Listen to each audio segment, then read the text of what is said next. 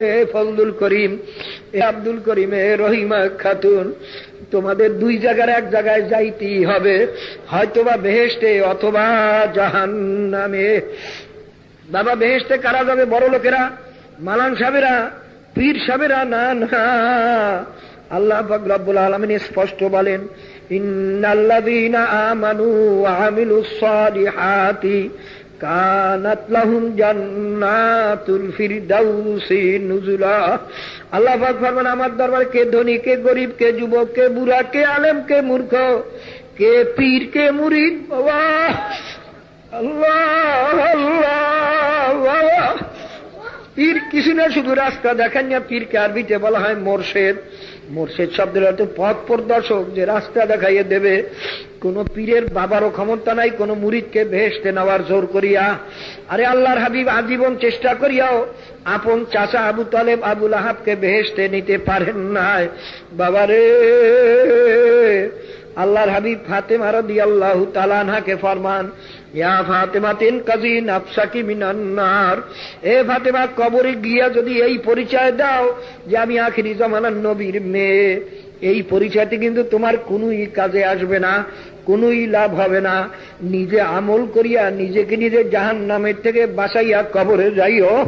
বাবারে, যদি কেউ মনে করিয়া থাকো আমি অত আমল করতে পারবো না, পীর সাহেব আমাকে বেহেশতে নিয়ে যাবে, তুমি মুশরিক হইয়া গেলা, অর্থাৎ আল্লাহ পাকের সঙ্গে অংশীদার বানাইছো তোমার পীরেরে।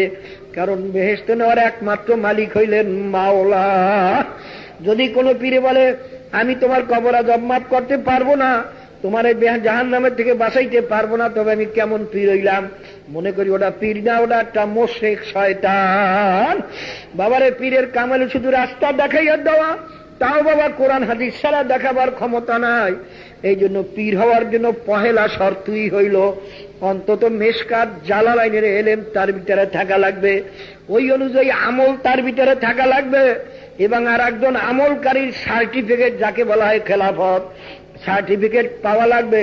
বাবারে, কাজী খুব খেয়াল করিয়ে নিও।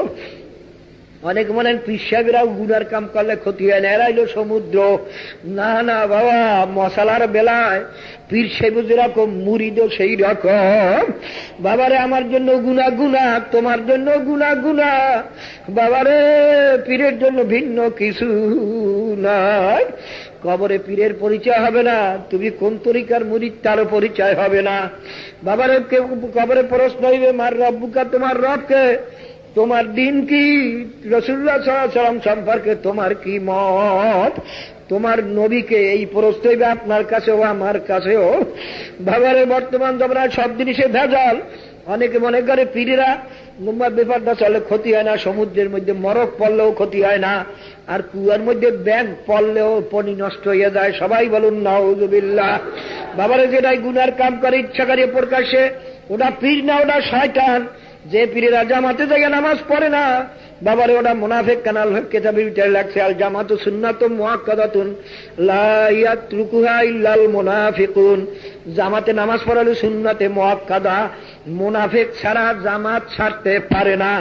ওটা পীর না, ওটা কিন্তু মুনাফিক। আল্লাহ, কাজী আমি বাড়ি বড় বলছিলাম যে আসল বুজুর্গি সুন্নাত তরিকার ভিতরে যে জামাতের সঙ্গে নামাজ পড়বে, তাকবীরুল্লাহর সঙ্গে নামাজ পড়ে, তার কথাবার্তার চাল চলনে যে সুন্নাত তরিকা অনুযায়ী চলে, যার ভিতরে যত সুন্নাত তরিকায় মজবুত, আল্লাহর ফজলে সে মাওলার দরবারে তত অগ্রগামী। বাবারে, আমি একটা কিসসা তো প্রায় সময় বলি। আগের জামানায় এক পীর সাহেব হুজুরে আর এক পীর সাহেব হুজুরের সঙ্গে দেখা করতে গেছেন।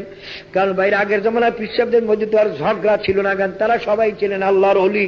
প্রত্যেকেই মনে করতেন আমার সেই উমুকে ভালো, আমি তার কাছে দোয়া আনতে যাই। বাবারে, আর তো বর্তমান দোয়ালে আমি এলাম সবার সেই ভালো, আমি এবার কার কাছে যাব?